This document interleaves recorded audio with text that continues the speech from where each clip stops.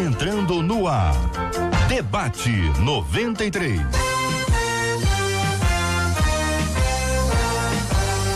Realização 93 FM. Um oferecimento Pleno News. Notícias de verdade.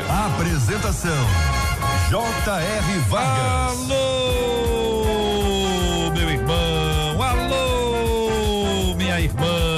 Aqui fala J.R. Vargas. Estamos de volta, começando aqui mais uma super edição do nosso Debate 93 de hoje, nessa quinta-feira, dia 12 de setembro de 2019. Vale com o Debate 93. 2461-0093. E-mail debate@radio93.com.br. Facebook Rádio 93 FM. Site www.radio93.com.br.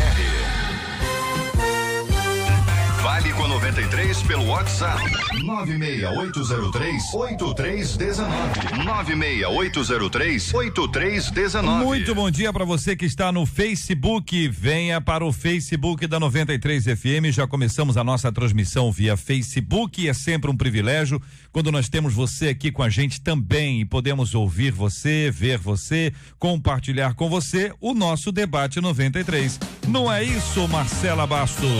Exatamente isso, JR. Bom dia aos nossos ouvintes. Tchauzinho pra turma do Face. Vou aproveitar e responder uma pergunta que fizeram ontem no Face, JR. Uma das ouvintes estava dizendo assim: poxa, eu tô ouvindo pelo rádio, vendo pelo Face, mas não se encontra, eu tô confusa, eu vou sair daqui. Gente, ó, tem um delay. Tempinho de alguns segundos, eu não sei ao certo quantos, sei uns 10 segundos, eu não sei.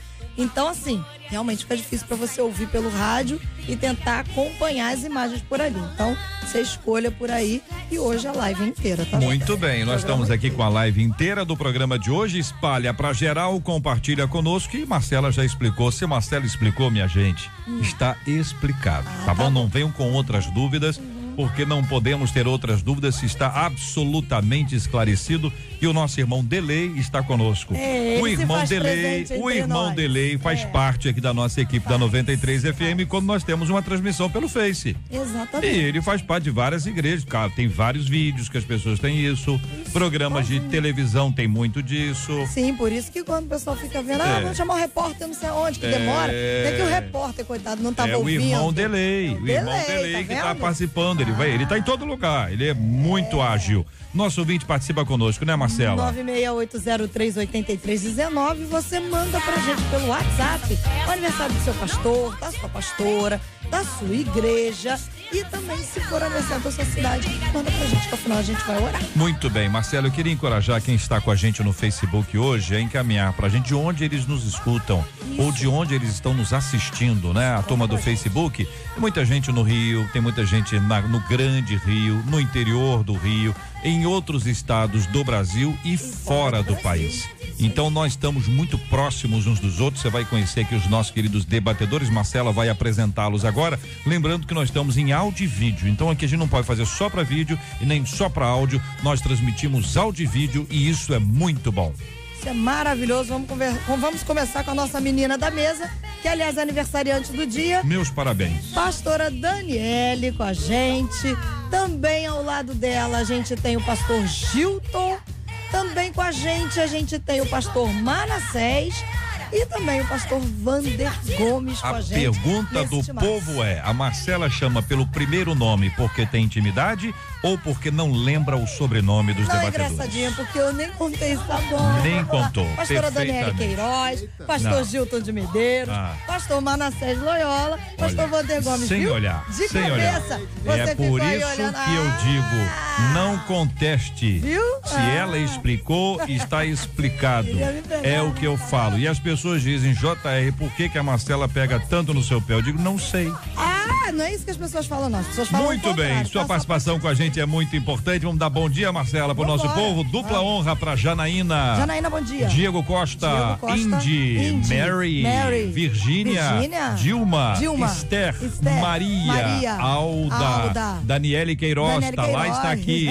Gleide, Josivando, Paula, Valquíria, Sandra, Ilazir, Tatiane, Maricélia, Jéssica, Elsa, Alba, Antônia, Elidiane, Rafael, Cíntia, Tereza e muito mais. Muito obrigado pelo seu carinho, pela sua audiência aqui na 93 FM.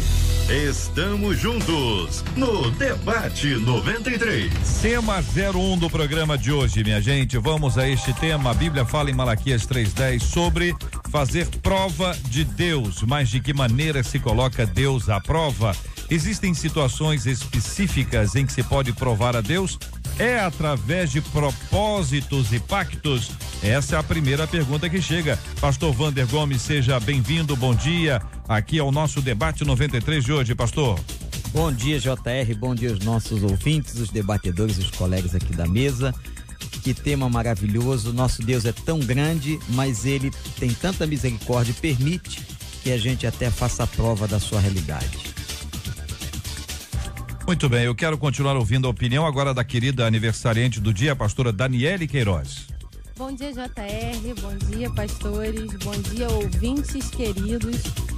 Eu acredito que no contexto dessa palavra de Malaquias 3:10, há toda uma história que envolve ali o ciclo de desobediência do povo, a forma como o Senhor vai dialogar com eles, tentando trazer a eles uma consciência e mostrando a eles que seria possível, seria capaz que eles vissem sim a manifestação da glória de Deus, o lado da aliança de Deus sendo firmado pelo caráter que Deus tem, e eles fariam prova no sentido de experimentar isso. Então eu acredito que hoje também se aplica isso para nós, o sentido de experimentar, louvarmos a Deus, adorarmos a Deus pelo que Ele é e termos a certeza de que nós vamos experimentar da sua bondade pelo que Ele é. Pastor Manassés Loyola, queremos ouvi-lo também sobre esse assunto. Bom dia, JR, bom dia, ouvintes, bom dia, amigos, pastores, debatedores. Fica claro nesse texto, se a gente voltar um versículo atrás, o versículo 9, que Deus, ele está... o intuito de Deus aqui é abençoar o povo, cuidar do povo dele. E isso não está sendo possível exatamente por conta da desobediência e da incredulidade do povo concernente às ordens de Deus, E aí Deus, no versículo 10, chama o povo à atenção.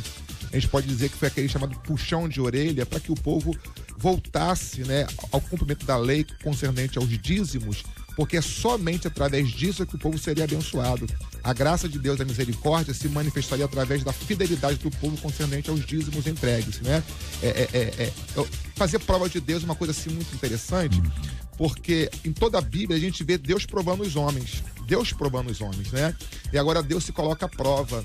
Parece que Deus quer que o povo, que o homem experimentasse de uma maneira muito clara e precisa essa sua graça, esse seu poder de cuidar da nossa vida através da nossa fidelidade. Para mim, isso é uma constatação que o homem teria dessa grande misericórdia, desse grande favor de Deus concernente às provisões para a sua vida. Pastor Gilton de Medeiros, igualmente bem-vindo. Sua opinião sobre o assunto, pastor? Bom dia, JR, bom dia, amigos da mesa, bom dia, ouvintes da 93. É sempre um prazer e uma alegria estarmos aqui participando de mais um debate. O que nós estamos ouvindo aqui dos debatedores e que eu acrescento é que nós temos uma figura também de retórica, é uma forma de Deus dizer que Deus não se coloca literalmente à prova, não é? Então é Deus dizendo, olha, vocês vão mostrar através de uma aposta, através de uma atitude de obediência que as consequências virão.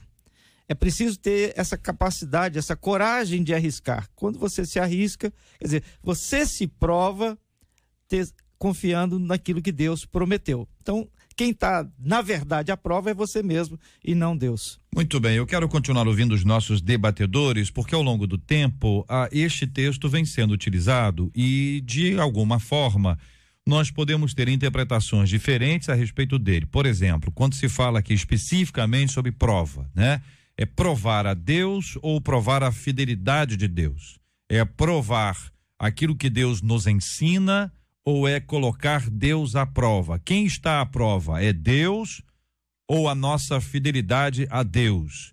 Explicar isso, pontuar isso, esclarecer isso, me parece, queridos ilustres debatedores, muito importante. Eu abro aqui o microfone Pastor Wander, pastora Daniele, pastor Manassés, pastor Gilton, fiquem à vontade. A princípio, Jota, eu entendo nessa palavra, é que primeiramente não é qualquer pessoa que tem essa condição, né, moral de provar Deus. Eu acho que Deus se coloca à prova especificamente isso é em relação ao homem que lhe é obediente. Então o senhor está dizendo que quem tá sendo provado é Deus. Assim, a palavra de Deus e as promessas de Deus em si, não. Sim. Eu acho que as palavras dele, os mandamentos de Deus, tudo aquilo que Deus alinhou concernente à vida do homem, para o seu bem-estar, para o seu crescimento, para o seu progresso, está alinhado ao cumprimento daquilo que Deus determinou, a observação à palavra. Sim, então é a palavra de Deus, os estatutos de Deus à prova para a vida desse homem que está sendo provado por ele. Então, na sua opinião, pastor, Deus não está sendo provado. O que está sendo provado é a promessa de Deus. Os mandamentos, as palavras, os estatutos de Deus em relação a esse homem. Pastor Wander, provado está sendo a promessa de Deus, os fundamentos, como disse o pastor, ou na sua opinião está sendo provado Deus, ou está sendo provado o homem? JR, eu vejo que a prova aqui é do homem, a prova sendo feita a fidelidade que esse homem tem a Deus e vendo aquilo que Deus o prometeu. Mas é claro que, se isso é verdade, nós também temos que entender que Deus se permite a isso. Deus é tão maravilhoso, majestoso, grande. Deus não precisava ter feito isso com o homem. Deus é Deus, ele é soberano, ele é Senhor. Mas ele dá ao homem a oportunidade, como se ele estivesse dizendo o seguinte: vocês vão ver que é verdade o que eu estou dizendo. Vocês verão que a minha palavra é fiel, que a minha palavra é verdadeira. Então, essa acessibilidade a Deus, essa ousadia que Deus nos permite ter de ir à sua presença, para testar a sua promessa, para testar a sua palavra, é algo tremendo. É muito amor, é muita misericórdia, é muita graça. Na verdade, como diz a Bíblia, nós merecemos ser consumidos, não é? Mas o Senhor é tão bom para conosco, e é bom o tempo todo, não é? Que ele nos permite ter esse acesso, dizendo para a gente: olha, podem testar, testem que vocês verão a minha fidelidade, vocês verão o cumprimento da minha palavra. Eu vejo nesse texto, JR, um amor muito grande, uma misericórdia muito grande de Deus para conosco. Tudo bem. Pastor Gilton, o provado quem é? É a promessa. Vou botar só, tá bom, pastor Manassés? Claro, vou escolher só uma palavra para ficar mais fácil. O que está em prova aqui é a promessa, é Deus ou é o homem? Então, ou os três, os dois, o um? Então, ou nenhum dos três? Então, JR, deixa eu dizer uma coisa. Quando você prova a alguém, há a possibilidade dessa pessoa ser reprovada. Se eu estou colocando Deus à prova, literalmente, eu teria que admitir, por uma questão de lógica, que Deus poderia ser reprovado nessa prova. E a gente sabe que não é o que acontece. Então, o que eu estou entendendo, novamente, a gente precisa compreender a linguagem. O que Deus está permitindo, o pastor Wander falou com muita clareza, que nós testemos a nossa própria fé. Porque se Deus é Deus e ele sabe que suas promessas serão cumpridas e não há nada que possa impedir o cumprimento de suas promessas. Ele não se colocou formalmente à prova. Ele permitiu que ainda estou em dúvida, que ainda tenho dificuldades, ele permitiu que eu me testasse se eu creio ou não, porque ele sabe que ele vai cumprir o que ele prometeu. Então, eu acho que a gente precisa ter essa percepção, porque se eu admito que Deus se coloca à prova, eu admito que ele pode ser reprovado também. Tudo bem. Vamos ouvir a nossa menina e aniversariante de hoje. Eu acredito que a fala do próprio Deus aponta para a gente essa resposta. Fazei prova de mim se eu não vos abrir. Então, Deus ele tem ali um diálogo com o povo porque eles estavam sendo infiéis. Havia um ciclo de desobediência. Então, Deus diz assim, tragam os dízimos E aí, vocês vão poder fazer prova de mim se eu não abrir. Ele já sabe que ele vai abrir porque ele sabe que o caráter dele é cumprir o que ele prometeu. Ele está prometendo essa recompensa, é uma recompensa, em troca dessa ação.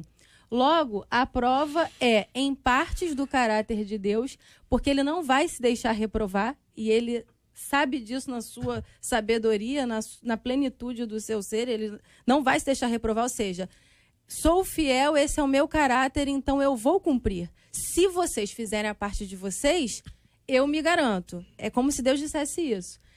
E há uma prova da promessa no sentido de experimentem essa relação e vocês vão ver que também quando eu empenho uma promessa, eu faço ela se valer, eu faço ela se cumprir. Tudo bem. Então, a minha conclusão aqui, e não quero tomar a palavra de ninguém, mas eu quero só juntar as palavras e entendê-los de forma clara. Deus não está sendo provado. Estão de acordo? Sim ou não? É rádio. É rádio. Tem sim ou não, hein? Sim. Eu acredito que ele não está sendo desafiado. Ele não está se colocando em nível de ser desafiado. Eu estou partindo da lógica do pastor Gilton. Se Deus está sendo provado, ele pode ser reprovado. A lógica dele. Na lógica dele, eu acredito dele. que não está sendo provado. Eu penso, Jota, que Deus está convidando o povo. Para mim, isso é um convite. Fazei, provai, né? E Deus está convidando um povo desobediente a escolher o cumprimento da sua palavra, né, como o melhor caminho para a aquisição das suas bênçãos, porque Deus não barganha com ninguém. A fala do Senhor me deu a seguinte impressão. Então, veja se o senhor enxerga aqui o que eu estou enxergando na fala do senhor, tá? O senhor falou assim, fazei prova. Aí eu estou vendo uma panela, que eu fiz aqui um bife, ficou muito bom. Dá uma prova. Eu vou cortar e você vai experimentar. Experimenta. Então, não é aprovar no sentido de reprovar. É provar no sentido de experimentar? Experimentar, é isso? Exatamente. Deus está convidando, se você olhar o versículo 9, o versículo que antecede isso aqui, Deus está dizendo, com maldição estão sendo amaldiçoados, porque a mim me roubais. Então esse povo está experimentando, né, uma severidade, né, de Deus por meio da prática que eles estão fazendo, o roubo. Eles não estão entregando a parte que pertence a Deus pela lei mosaica, né? Então não estão vivendo a plenitude da bênção de Deus por conta do roubo.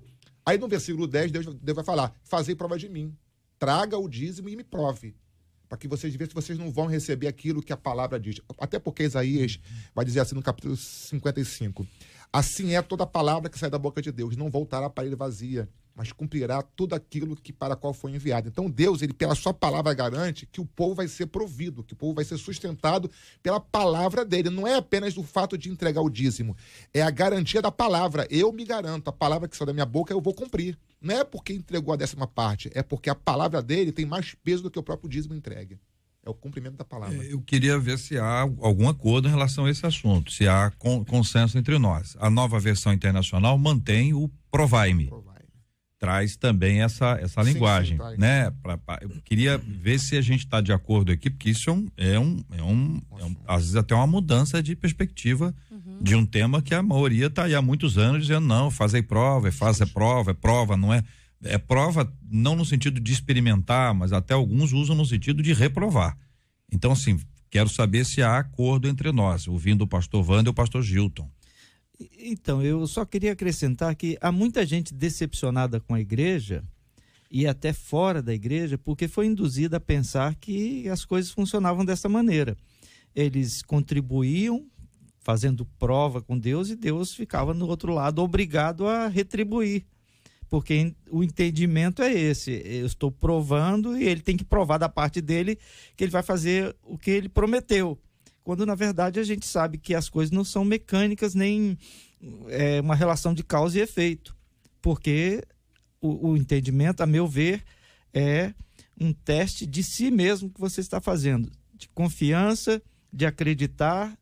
É mais ou menos como aquele que está disposto a perder a vida para ganhar. Como Jesus falou várias vezes. Você quer salvar a sua vida, você tem que estar pronto para perdê-la. Porque aquele que quer garantir, que quer salvar a si mesmo, esse vai perder a sua vida. Então, eu acho que está dentro dessa esfera, dentro dessa lógica de dar o passo mesmo sem saber o que vai acontecer depois. Arriscar mesmo sem saber que o que vem depois mas crendo que Deus é fiel, então eu dou o passo, eu vou, eu sigo, mesmo que signifique de imediato, de repente, um prejuízo, de imediato ficar sozinho, mas eu creio que Deus vai ser fiel, então eu continuo, eu persisto, eu persevero. O sentido da barganha, a meu ver, é condenável. O sentido da barganha não está no texto. A ideia de que eu tenho que ter, como o pastor Gilton disse, um movimento de fé. Experimenta e você vai ver como eu sou fiel. Faça, obedeça e você verá a minha fidelidade. É nesse sentido que eu vejo o texto. Agora, é usado, e o Gilton colocou bem, e muito usado, a questão de barganha com esse texto. No sentido que Deus tem a obrigação de fazer isso, ou qualquer pessoa que der qualquer tipo de coisa, Deus tem que enriquecê-la, Deus tem que promovê-la. Não é isso que está ali. Porque a primeira coisa que Deus prova, segundo Paulo ensinou sobre oferta, é o coração da pessoa. Com que coração eu estou dando? Qual é o meu nível de fidelidade a Deus? O que Deus está dizendo é no outro sentido. Se você é um homem de fé, se você é fiel, você está dando não para receber, mas está dando por obediência, você verá que há promessas embutidas nesta realidade. Agora, é um ato de confiança, é um ato de fé. Quando uma pessoa hoje pega um dinheiro, numa situação dessa que nós estamos vivendo, e entrega a Deus, dizimando, ofertando, é em ato de fé. E tem que ser em ato de fé. Agora, se ela faz em ato de barganha, a meu ver, numa deformação do texto, isso é reprovável. Não é isso que o texto nos ensina e Deus não se deixa barganhar. Não é porque eu faço alguma coisa que eu vou manipular ou controlar a Deus. Que teologia é essa? Isso não existe. Tudo bem, então nós estamos aqui no consenso de que não existe aqui a ideia de se provar a Deus dentro da lógica do reprovar, mas do provar na lógica do experimentar, do vivenciar, do trazer para perto, caminhar após ele, viver aquilo que a Bíblia nos ensina. Jesus fez isso o tempo inteiro, chamando os seus discípulos para eles provarem a bênção de serem cristãos, provarem o privilégio de segui-lo, provarem a alegria de abrir mão das coisas, no sentido de experimentar, provar nesse aspecto. É isso, companheiros? Sim. Eu creio que Sim. Todos estão de acordo? Sim. Então, minha querida irmã Consolação, chegamos próximo à sua casa. A irmã Consolação mora do lado da irmã Consenso. Elas são vizinhas, inclusive do irmão Delei, que também está conosco aí, para quem está nos acompanhando. Claro. Eu acho o seguinte, o homem, audacioso e pecador como ele é, ele pode reprovar a Deus. O homem. Sim. Ele pode ter uma imagem de Deus deformada, ele pode ter uma experiência deformada que é dele. Agora, aquele que reprova Deus é tolo. Aquele que vai ousar reprovar, ou dizer, não, porque muitas pessoas Deus fazem errou. isso. Deus errou. Deus errou. Deus errou. Né? Deus não Ou devia até ter feito nesse isso. sentido, como o salmista diz, o Deus não existe. Exatamente, se eu fosse Deus, não agiria assim. Quer dizer, esse é um pensamento do tolo, como diz Provérbios, daquele que não tem senso. Então, a cabeça deformada, pecaminosa do ser humano pode ter até a audácia de querer reprovar o Deus que ele construiu. Tolice. E eu concordo. E tem algo muito importante que a fala do pastor Gilton abriu para mim, que é a questão de nós pontuarmos dentro da Bíblia o que é prosperidade. Qual é o conceito da prosperidade bíblica? Porque, de fato, teologias de prosperidade deturpadas enfatizam a barganha. E aí nasce esse processo que o pastor Wander colocou. A pessoa cria o Deus da cabeça dela, é uma invenção dela. E aí sim haverá frustração. Então nós precisamos entender dentro do conceito bíblico o que é prosperidade. E a promessa de Deus é que a pessoa que é fiel, que dá esse passo de fé, ela não terá falta.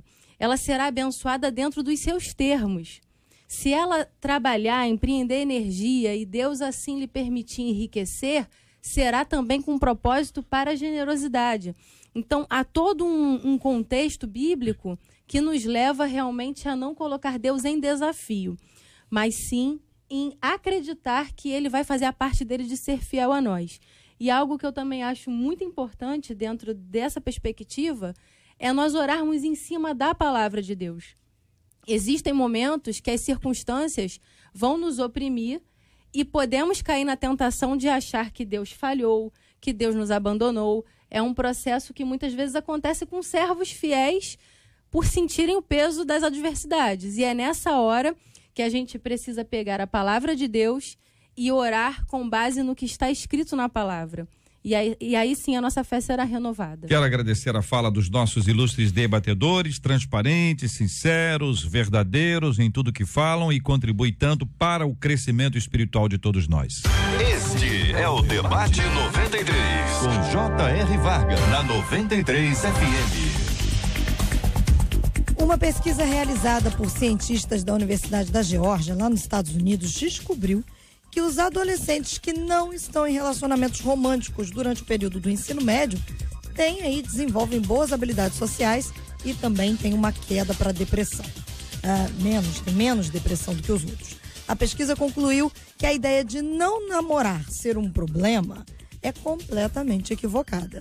Os cientistas disseram que os adolescentes precisam saber que eles têm a liberdade individual de escolher se querem namorar ou não querem e não se sentirem pressionados porque todo mundo namora. Então eles estão concluindo que é melhor não namorar. Não namorar. Os meninos do ensino médio, tem o quê? 15 anos, né? Isso. 15 anos para nós aqui, é isso, pastora? Isso. 15 anos? 15 a 17. É isso, pastor? O pastor Vando sabe, tá na faixa etária ali. Não é isso? Então, é o seguinte, no ensino médio, começa aí o 14, 15, 14, 15 em diante. É isso, pastor Gilton? É por aí. O senhor nem lembra, né, pastor? O senhor fez científico, né? Não fiz escola técnica federal. Fez escola técnica. O senhor fez o quê, pastor Fiz técnico, Manassés? técnico. Fez o técnico o quê? Computação. O senhor fez o quê? Edificações. Já virou pastor mesmo, né? Passou a edificar a igreja.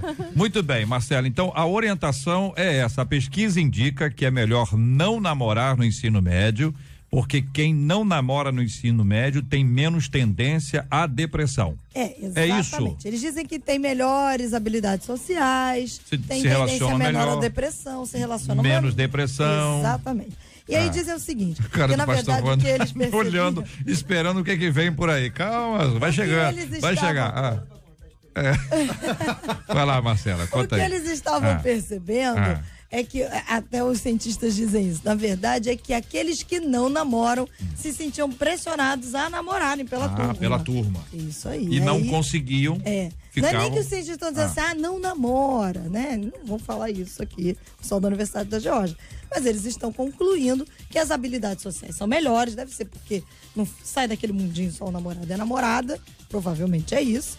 E aí tem maior tendência a não ficar deprimido, enfim. Muito bem. Essa é a saber conclusão dos nossos queridos debatedores se tem hora para isso, né, Marcela? Isso, tudo tem o seu tempo, né? Isso aí, é o que a gente vai perguntar. Existe um momento ideal para começar os relacionamentos românticos? E no quesito da pressão, como é que a gente ajuda os nossos adolescentes? Aí amplia, não só na questão do namoro, mas a gente os ajuda a não fazerem escolhas apenas porque estão se sentindo pressionados pela turma. Muito bem, vamos ouvir os nossos queridos debatedores que já passaram dessa fase, podem falar tranquilamente. E os adolescentes que estão nos ouvindo vão dizer, estão falando isso, que vocês já passaram dessa fase. Para quem tem filhos dessa idade como eu tenho, fica uma coisa assim até meio atual, porque a gente convive com isso diariamente, né? Minha filha hoje tem 19 anos, mês que vem faz 20. Ela pode namorar? Já está namorando. Você deixou? Deixei. Né? Mas na adolescência em si, hoje ela já é mais jovem, né? 20 anos já é jovem. Mas na pré-adolescência dela, com 12 anos, a gente já cortava um dobrado em casa com ela, porque ela insistia em querer namorar. Por quê? Porque as amiguinhas da escola namoravam. A Karen, teve uma vez, a minha filha, né? Ela chegou em casa chorando. Tá contando. Não, deixa eu contar. Tá no Face aí. Tá no Face, tá na rádio. Então o que acontece? Spotify. Não, beleza. Então o que acontece? Só para explicar, dar evidências concretas que a pressão existe. Existe essa pressão externa, né? Por conta do ambiente escolar, o ambiente de convívio social. A Karen chegou em casa chorando, porque as coleguinhas da escola estavam zoando ela. Zoando. E ela, o que tá acontecendo? Eu sou BV. É isso. Aí eu, assim, pra mim é uma sigla de um banco. BV. Sigla de um banco e BV. Aí eu demorei a cair. Cara, o que é BV, cara? Eu não tô entendendo BV porque eu sou boca virgem. Porque eu não beijei ainda até hoje. As coleguinhas da idade dela já tinham beijado, ela nunca tinha beijado. Né? Então a gente teve que sentar, conversar, dialogar com ela para explicar que tudo tem um tempo, tem um momento, tem uma hora. As notas dela começou a cair. A Karen sempre foi uma menina com uma nota alta, né? Enfim, não 10, em tudo 10, porque é praticamente impossível. 9,5, 8, 8,5. Enfim, começou a cair. Nós tínhamos que sentar com ela e bater um papo legal para poder entender que o momento não era aquele. Então, acho que o diálogo nessa hora dos pais é muito importante, né? Para que a criança se ajuste a esse tempo. Eu quero pedir a ajuda dos nossos ouvintes, estão nos acompanhando aqui no Facebook e também no nosso WhatsApp, para darem as suas opiniões sobre esse tema. Você acha que existe tempo? Se você, por exemplo, pudesse voltar atrás e você diria, puxa vida, eu perdi tanto tempo, chorei noites inteiras, uma dor de cotovelo violenta, passei fossa, fiquei achando que eu não era digna. Fossa, coisa antiga mesmo. Eu que olhei pastor Gildo, lembrei dessa frase. Eu olho pra pessoa, eu lembro de alguma coisa. E aí você traz isso olhando para trás e pensando que valeu a pena. Alguns vão dizer assim, valeu a pena, tô aqui e tal. E até alguns adolescentes jovens estão nos acompanhando agora, podem também opinar, tanto pelo Facebook da 93 FM, onde estamos transmitindo ao vivo, quanto pelo nosso WhatsApp, que é o 968038319. Então, eu acredito o seguinte, eu acredito que existe o tempo ele é em partes relativo, e existem as regras para quando chega o tempo. Eu, por exemplo, tive meu primeiro namorado com 14 anos. Meu Deus. Ele foi em casa pedir a mão pro meu pai e pra minha mãe. A mão? Foi. Em casamento ou em namoro? Não, em namoro, em namoro. Não, casamento não, em namoro. Mas aí é que tá. A minha mãe, desde os meus 11 para 12 anos, ela comprou vários livros de conselheiros cristãos e ela me colocava para ler, né? Adolescência Feliz, Seja um Jovem Vitorioso, e por aí vai. Então, a minha mentalidade já era assim. Se eu começar a namorar, eu tenho que namorar com a ideia de me guardar para o casamento e de chegar ao casamento com essa pessoa. Ele tem que ser um candidato para isso. Então, os adolescentes do nosso tempo, infelizmente, talvez em centenas, vão ter essa mentalidade. Hoje a mentalidade está muito efêmera, está muito relativizada. Então, eles ficam, né?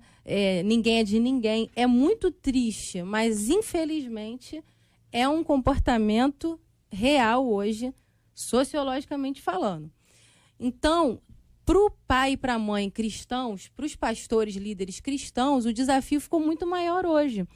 Porque, para essa geração entender assim, olha, você até pode começar a namorar com 15 anos, mas você tem que ter um namoro santo, um namoro em casa, e tem que tomar vários cuidados, vocês não vão sair sozinhos, a não ser que tenha alguém e tal, e todos aqueles conselhos que a gente sabe. E tem mais, vocês têm que conversar com a mentalidade de se preparar para o casamento. Eu acredito que um adolescente de hoje, ele vai rir da gente, a menos que ele tenha sido construído dentro de uma cultura realmente bíblica, cristã, desde cedo. Então, por essa razão, eu penso que o desafio ficou muito maior e que talvez seja mais prudente mesmo deixar para ser mais tardio esse processo do namoro.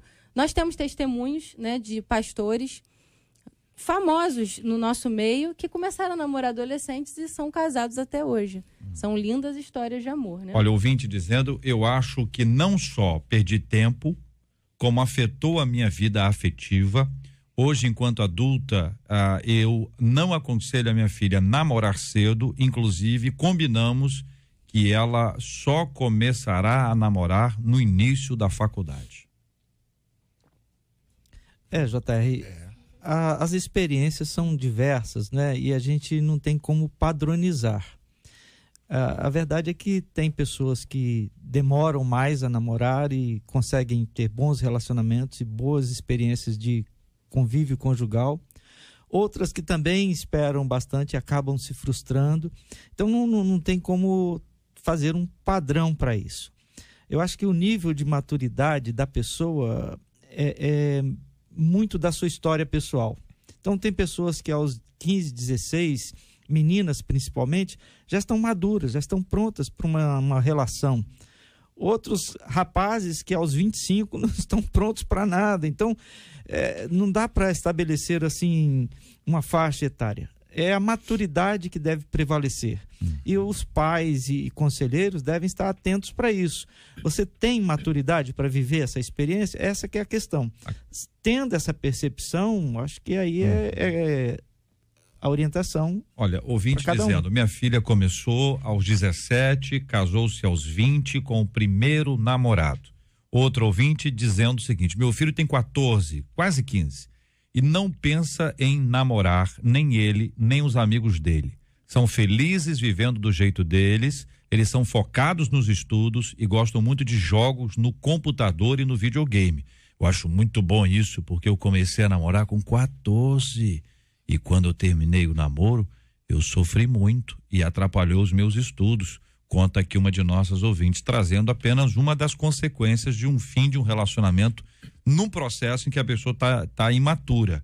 Mas vocês acham que se perguntar a uma pessoa, dizer, você se acha maduro para namorar, você acha que alguém vai dizer que não? Todo mundo é maduro na sua cabeça. Todo mundo é maduro na sua cabeça. Agora, tem duas coisas nessa questão, JR, importante. Primeiro, é a estrutura da pessoa. A formação dela, a forma dela ver a vida. E nós não podemos esquecer que, para mim, o fator primordial é a cultura. Que cultura que nós estamos inseridos? Como é que os nossos jovens estão se relacionando?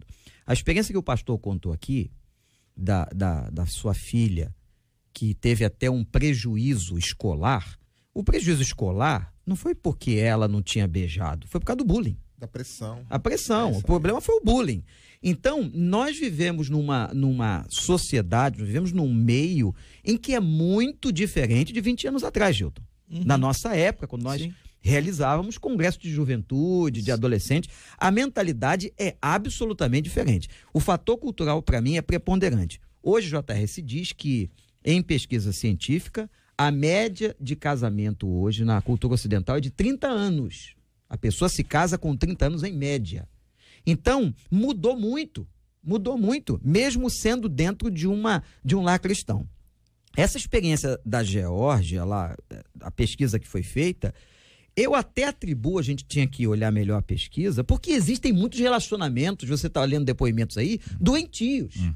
Namoros que não são namoros, são prisões, são escravizações, tem gente que tem namoro com conta bancária. Gente que tem relacionamento e tem outro tipo de envolvimento. Então, quando termina o namoro, não termina o namoro, é um divórcio.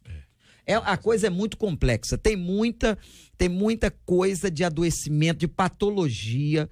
Talvez essa pesquisa tenha sido feita numa linha, numa vertente dessa e tem que ser analisado. Agora, a realidade cultural hoje é muito diferente da sua papai e mamãe de 20 anos atrás. Nossos adolescentes precisam focar nos estudos e em seus sonhos. Namoro? Depois. Falo por experiência.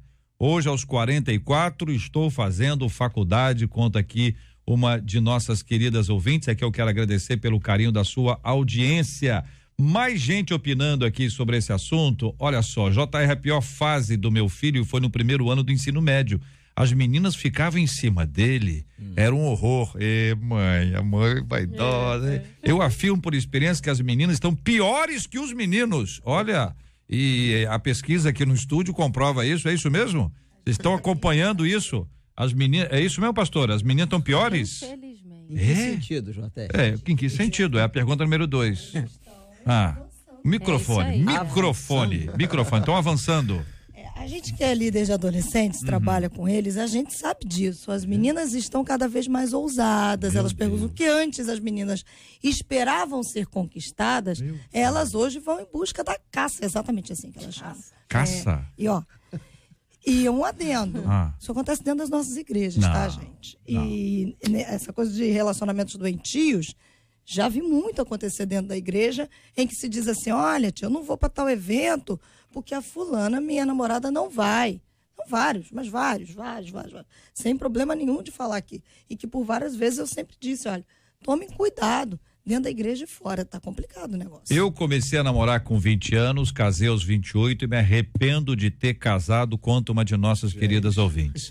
Minha filha começou a namorar com 18 e casou com 27. Ela é feliz, graças a Deus, conta aqui um ouvinte. Outro ouvinte, eu vejo que o tempo, gente, é muito importante, sabe? Esse tempo da espera em Deus, vai dar tudo certo. Infelizmente, aqueles que não esperam o tempo de Deus em sua vida, vivem dias difíceis no seu relacionamento, conta aqui um ouvinte. Tá difícil mesmo, diz outro, pois os jovens e pré-adolescentes não têm poucos exemplos, pois até no meio dos idosos ninguém é de ninguém. Que isso, gente? Hein? Festa no asilo? Subiu o nível pra terceira idade agora. Luiz gostou. Hein, Wander? Que isso, hein? Ó, eu não cheguei lá ainda não, então não posso dizer, entendeu? Passou no asilo, vou fazer uma visitinha no asilo, separa o carro. Agora eu tô preocupado que vai ter uma festa da maturidade lá na igreja. Olha aí. E eu vou ter que... Era só de adolescente que a gente tomava conta. Agora eu tomo conta. Meu amigo. Que é isso? Por não ouvir a minha mãe na adolescência, eu me relacionei com um rapaz que me usou e jogou fora. Morei com o rapaz um tempo, depois fui descobrir que ele era casado, tinha 2 filhos, chorei amargamente por não ter ouvido a minha irmã, meu pai, eu só tinha 15 anos. Meu Deus do céu. Outro ouvinte, minha filha tem 16, estou passando por tudo que o pastor acabou de relatar. Minha filha quer namorar. Eu não deixei, não. As notas dela vêm caindo cada vez mais.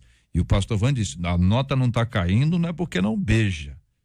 Entendeu? A nota está caindo, provavelmente por causa do bullying, e porque é alguma coisa emocional no foco dela, ou até às vezes para boicotar a mãe, boicotar os pais. Quer dizer, a maneira de dizer, não deixa não, então toma aqui. Ou então a estima foi lá pro chão, né? Também pode ser, tem um monte de coisa aqui. Sou professor e vejo cada absurdo, JR, alunos com 12, 13 anos namorando. Geralmente no ano seguinte tem, deve ser festinha de chá de bebê. Acho que 16, 17 anos tá bom, diz aqui. Meu filho vai fazer 15 e só deve namorar quando tiver maturidade espiritual e propósitos para isso. Não tem motivo para namoro hoje em dia, para ficar só se agarrando. Misericórdia. Bom dia, diz aqui a nossa ouvinte. Outra, comecei a namorar com 14, casei com 18 e sábado próximo faremos 28 anos de casados, e muito bem casados, com Deus sempre ao nosso lado. Compartilha aqui uma de nossas ouvintes. Outra, eu comecei a namorar com 13, com 14 eu engravidei. E hoje tenho 27 e me arrependo que eu fiz no passado. Hoje a minha terceira filha tem 9 e pensa em namorar com 9. Eu falo que não, que tá nova, que tem que pensar em estudar e focar no Senhor, nas palavras. Mas Jota, aí tem que ser. Jota, você tá vendo? Mais firme, né? Você tá vendo que, assim, 95% das pessoas que estão relatando as suas experiências ali, que iniciou um relacionamento cedo, com 14, 15 anos, quando chega aos 30, o que eles falam? Arrependimento. 95% das pessoas que relataram ali, deram testemunhos ali, né, estão arrependidas de ter começado um relacionamento cedo. Então, acredito que as coisas têm que se ajustar, porque por mais que existam exceções à regra, alguém que escape e dê certo lá na frente, nem sempre é assim, até porque não tem a estrutura emocional. Uma pessoa de 14 anos não tem estrutura emocional, não é corpo, não é argumentação, não é conversação, não é diálogo, mas é estrutura emocional, psicológica que não foi ainda desenvolvida como deveria ser, entendeu? Então, eu acho que o que meus ouvintes estão colocando ali serve para nós como parâmetro. 95% das pessoas que estão falando ali estão arrependidas de ter começado o relacionamento cedo. Mais um exemplo, se eu tivesse me resguardado mais e não tivesse ido na onda de namoro, porque minhas amigas namoravam, eu não teria engravidado aos 15 anos quanto um ouvinte. Eu não me arrependo do meu filho, que é uma bênção, mas se eu tivesse acompanhado o conselho dos meus pais, nada disso teria me acontecido. Então veja, é mais uma pessoa que viveu exatamente isso. Outra, eu perdi muito tempo namorando cedo, pois eu perdi o foco nos estudos e na possibilidade de crescimento profissional. Hoje vejo algumas amigas da mesma idade que eu, que estão à minha frente profissionalmente. Ouvinte, tenho 31 anos, namoro só me deu dor de cabeça, diz aqui o ouvinte. Calma, meu irmão, também não é assim não. O pior de JR é quando vem a gravidez nesse namoro, diz aqui um ouvinte. Estou chocada em ouvir que crianças de 14 anos têm maturidade para namorar. Essa época é para estudar. Outro ouvinte, eu não conheci meu pai biológico, comecei a namorar aos 17, aos 25 casei com este meu primeiro namorado virgem, estamos para completar 14 anos de casados, quis fazer o oposto da história da minha mãe. E são muitas outras histórias aqui que chegam. Deixa eu colocar um negocinho aqui. E as igrejas? Elas não fazem uma pressão para as pessoas namorarem, noivarem, com medo dos problemas da sexualidade? Então a gente está tendo aqui um monte de depoimento que vai de encontro, literalmente, com aquilo que é a prática das igrejas. E há pouco tempo atrás, né, na nossa época, eu estou chamando de pouco tempo atrás, a pressão era grande. É verdade. Para namorar. Por quê? Qual era o medo? O medo que a menina engravidasse, como muitos ouvintes estão colocando aí. É isso aí. Ora, então isso está na contramão do que a gente está colocando aqui, das experiências que estão sendo apresentadas. A igreja faz uma pressão. Qual é o papel da igreja? Antigamente, eram pouquíssimas igrejas que davam educação sexual aos seus jovens, adolescentes, falavam disso. Era um tabu isso no púlpito. Mas se acontecesse alguma coisa, a punição era perfeita, exemplar. Chamava o corpo diaconal, a comissão, não sei quem. Então a gente não dava educação, mas era bom de punição.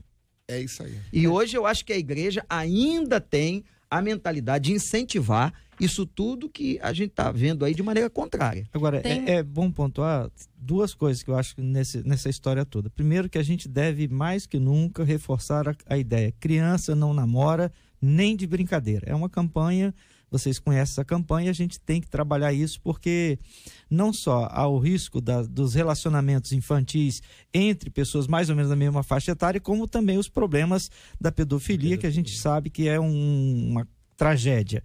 Então, é preciso pontuar nesse assunto. Criança não namora nem de brincadeira. E a segunda coisa é que nós, hoje, namoro é apenas um eufemismo para relacionamentos abertos, completos, com intercurso sexual, com vida sexual livre. Porque se tivéssemos aquela acepção de namoro de 20, namoro 30 cristão, anos atrás, namoro, conhecimento, aproximação, isso não existe mais. Então, namoro já vamos para a via de fato. Então, esse tipo de namoro, que é a vivência dos adolescentes, de grande parte dos adolescentes, é que precisa ser trabalhado. É tempo de viver a vida sexual ativa? Tem condições de fazer isso? Eu acho que é aí que a gente tem que trabalhar, a igreja tem que trabalhar, a sociedade tem que trabalhar. Isso aí, Juto, eu acho que tem que encarar a coisa na realidade. No outro dia, um líder disse para mim, na minha igreja, ninguém tem relação sexual. Eu falei, parabéns. Eu não vou discutir isso com ele. Ele estava falando de juventude, né? Não tem ninguém na igreja. Falando de juventude. Agora, a gente não pode discutir isso, mas nós temos que ter essa consciência de tratar o assunto de maneira transparente, porque eles não são bobos, eles são inteligentes. São muito mais espertos e ligados do que nós éramos naquela época. Né? Então, eu acho que tem que haver honestidade, tem que ser uma coisa madura, tem que se mostrar realmente quais são os prós e os contras de cada situação. Uma coisa que, por exemplo, a gente não vê mais hoje, eu pelo menos pouco ouço, questão de noivado. Alguém fica noivo hoje? Fica. Como é que é? Mas é raro, é muito mais raro do que no passado. O noivado era um rito de passagem. Sim. Fundamental. O cara ficava noivo porque em até um ano, ele casaria, né? E ele tinha um pouco mais de intimidade na casa da menina, ou vice-versa. Hoje em dia as coisas mudaram completamente. Eu acho que nós temos que encarar a realidade e sempre partirmos da Bíblia para dizermos alguma coisa. Olha, muita gente ainda trazendo a sua opinião sobre esse assunto, vários ouvintes contando as suas experiências, casos reais, compartilhados aqui. O número de pessoas que engravidou cedo é muito grande, e é também muito grande os testemunhos aqui, são muitos, de pessoas que passaram assim, os pais, e agora os filhos não querem repetir os pais. E esse é um processo, né? A gente sabe que quando você tem casos, as pessoas têm muitos casos por repetição. A avó engravidou cedo, a filha engravidou cedo, a menina vai engravidar cedo. É uma questão de um ambiente que está ali, você tem tem gente que acha que é maldição hereditária, é só não transar que não engravida, é um milagre extraordinário. Então não é isso aí, né? É uma questão que vai muito mais além disso aí. Agora, que tem muita gente aqui compartilhando conosco sobre as dificuldades, porque se antigamente, como estão dizendo aqui os nossos queridos debatedores, a questão era só entre os adolescentes e jovens, então ia falar sobre sexualidade, era uma questão para jovem. E muitos antigos naquela época diziam: não trate desse assunto para não dar ideia. Porque achavam que ao tratar o assunto, esclarecê-lo biblicamente, estaria chamando a atenção. Eu nem estava pensando nisso. Meu filho é um anjo, meu filho é angel. Ele nem estava pensando nisso. Passou a pensar depois daquela palestra que foi dada. É o que às vezes algumas pessoas dizem. E o que também está dando pano para manga aqui no WhatsApp e no Facebook da 93 FM é a festa no asilo.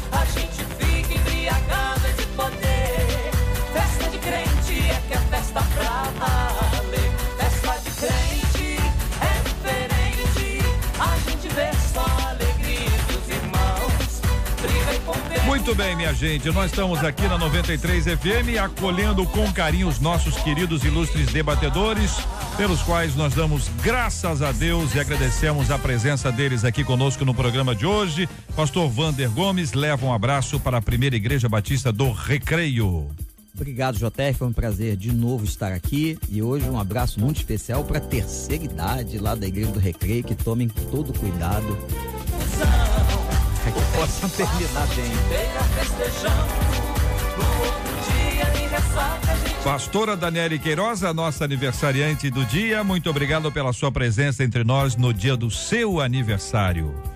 JR, eu que quero agradecer primeiramente ao Senhor, é uma bênção sempre estar aqui, levando a palavra de Deus, e quero agradecer também a equipe aqui do debate por ter permitido esse encontro de datas tão abençoado, e quero mandar um beijo especial para toda a minha Igreja Batista Vale de Bênção e para o pessoal também lá da Igreja do Pastor Lelinho Fontes, que está sempre aqui com a gente no debate. Estive lá essa semana ministrando e foi uma grande bênção. Pai do Filipinho, nosso querido Filipinho, tem tempo que ele não vem, né, Marcelo? Não é por agora aniversário dele, não é outubro? Eu tô lembrando aqui que o aniversário dele é outubro. Não vai nem esquecer, Marcelo. Presente, como o presente dele, em nome dos funcionários da 93 FM. Muito bem, pastor Manassés Loyola leva um abraço querido para a Assembleia de Deus em Bairro Brasil. Pastor Daniele está levando para a Igreja Batista Vale de Bênção também. Obrigado, JR, os ouvintes, nossos amigos debatedores aqui, uma manhã de bênção. Mandar um abraço para a nossa igreja ali na Nova Iguaçu, Assembleia de Deus do Bairro Brasil, uma pessoa do meu pastor presidente, pastor Alessandro Malafaia.